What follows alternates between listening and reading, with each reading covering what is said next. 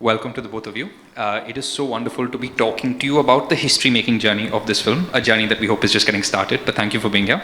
Thank you. I just want to start with a quick recap to talk about the journey so far of the film. It's been, what, 7 months since it premiered at the Sundance Film Festival? Yeah. It is the first Marathi film ever to be selected at Sundance, first Indian fiction film to win the Grand Jury Prize. Congratulations. Thank you. And in the months since, it's been to 25 major film festivals around the world, and now finally getting its release theatrically in India, thanks to Rana, which, do you want to just tell everyone the release date again? Yeah, I mean, I want to start saying exactly a year back, we got a call from Sundance that the film is selected in the competition section, and today, just after a year, we are announcing this trailer and the release, and Rana sir has come on board to distribute it. It's just an amazing feeling that we are experiencing right now, and I'm just really happy about that. And yep. But just take me back through these last 7 months. It's been this insane journey. You're in multiple film festivals. You're at the Lincoln Center. You're getting these messages from these filmmakers. So what's been the craziest, most holy shit part of the entire journey? I think most exciting thing was that this film being so specific about India and about our culture and the grieving period and everything, but that it's resonating with everyone around the globe. That is something I'm so happy about, and because we were trying to make a story about humans and their connections, so which is the universal thing. Grief, love, parental bonding are the universal themes, and those are resonating with everyone. I think that's the biggest thing we have been hearing everywhere, and I hope that, and now we are coming home with the film, and I just hope that the Indian audience will feel that even more. I feel, yeah. And I know you've been talking about it a lot over the last 7 months, but do you want to just take people back to where this film started from? It's partly autobiographical. It's when you sort of visited your ancestral village after your dad passed away.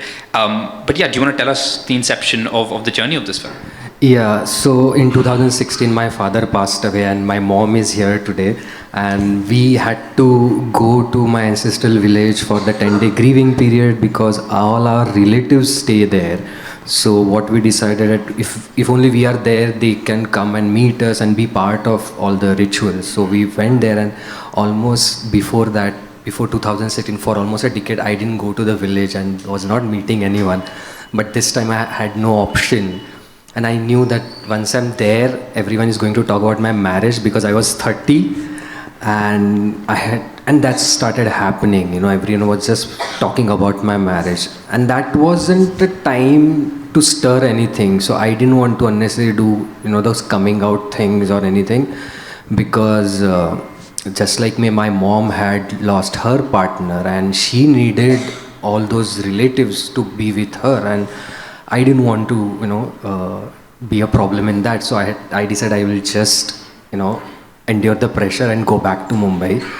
And during that time, I started having this thought: what if I had a friend over here? I would have just sneaked out with him for a while and stayed away from this pressure. And that thought stayed, and I started thinking, oh, there is a film, I think. And I realized that, all the things that I'm experiencing in this time, I can club both these things and create something that can be, that can feel like Indian, because we always hear about this kind of story, they are Western influenced and this is all Western.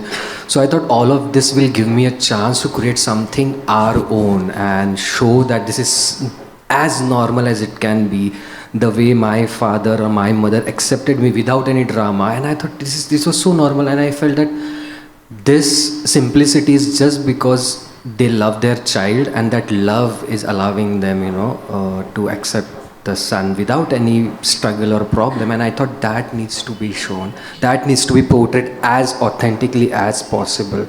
And that's how the journey started. And Neeraj came. You want to just introduce your team that's here? My producers are here. Neeraj Churi is the main producer. Then we have Naren, we have Sid, other two producers are not in India, so they are not here. But we have Jim, who's a co-producer. Then there is Neha. Neha is there. Then I have editor Anadi. Then my partner is also one of the producer, Harish. Then we have Parag, who's the associate producer. We have our actors, both the actors, Suraj and Bhushan are here. And of course, Rana sir is here, who's distributing the film. Well, hello, good afternoon. One is, I think we've been trying to champion the cause of alternate storytelling for a while now. And we came out of a comfort zone 6 months ago with All We Imagined, where we were just not doing stuff in Telugu, but moved out to being able to release it across the country. The effort really is to institutionalize this as a way of life and a way of viewing cinema. And Sabar Bonda kind of fit straight up at that alley, because very rarely do filmmakers make stories that have an extreme personal truth in it. And I think this film has all of that. It's part of his personal life. It's stories that he knows. It's a village that he lived in. It's and that entire texture comes through from the trailer and in the film, of course. And yeah, then the idea was, okay, now this time it's Marathi. It was so every time we come up with a different way of trying to put the film across to its audience. And I think in our efforts to kind of institutionalize this, Sabar Bonda comes that way. So one, I think the craftsman of the filmmaker is extreme. Every time you see, like, okay, we spoke about a grieving period, which is there through the course of the film. I barely speak Hindi, so Marathi is really far away from me. But I'm a guy from Telugu. I get a certain culture of how things happen in my village, things happen in my home. And this was, for me, an insight into the country that is so much like me, yet speaks different languages. So it definitely is a special film to get out there. And first, a big congratulations to you on all the successful awards he's been winning all over the world. And we're just trying to make this a habit in India, and let's hope this goes further. But you really are fighting the good fight, which we very much appreciate. It also feels like this is the happy part of Pan India. You know, like you said, you really like bridging these cultures. I want to ask you about All We Imagine Is Light. You know, again, it's only been 6 months. It had this wide theatrical release. It was out in cinemas for about 6 weeks, if I'm not wrong, which is, very heartening. I know it's very soon, but what were your big learnings from that in terms of distributing independent cinema? See, one, there is an audience for this cinema. They're just not, because mainstream cinema has a large marketing vehicle which we all understand, okay, here you go, this event will happen, this is how news will cover it, this is how the trailer will be launched, this is the time the music will be. There's a certain understanding and a way to look forward to this cinema. But things that are slightly alternative in its nature, see, like All We Imagine took a 7-week run, which rarely happens for anything that's mainstream also these days. So it needs a different cycle in the theaters.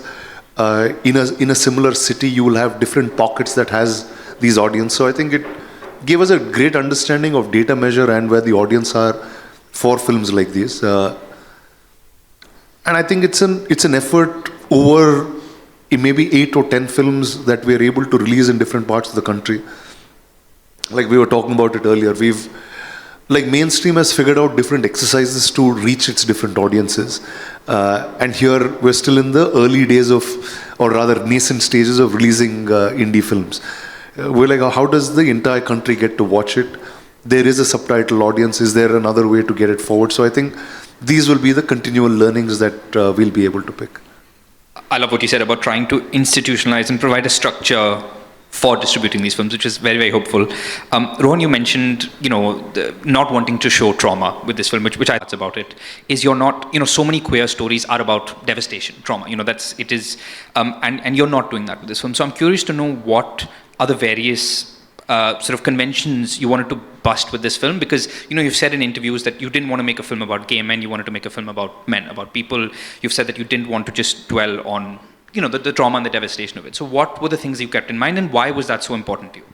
So first thing, I never thought that I'm not gonna do all of these things. It was just very intuitively that came, and I never think about what I want to say or what I don't, because whenever you get an idea, that idea comes in certain form and you know what it is. And so whenever I was watching some films, I kept feeling, but this is now how the real life is, and you will hear that from most people, that they say that most of the time these stories are not really showing the reality, or people don't feel that, oh, this is not me on the screen.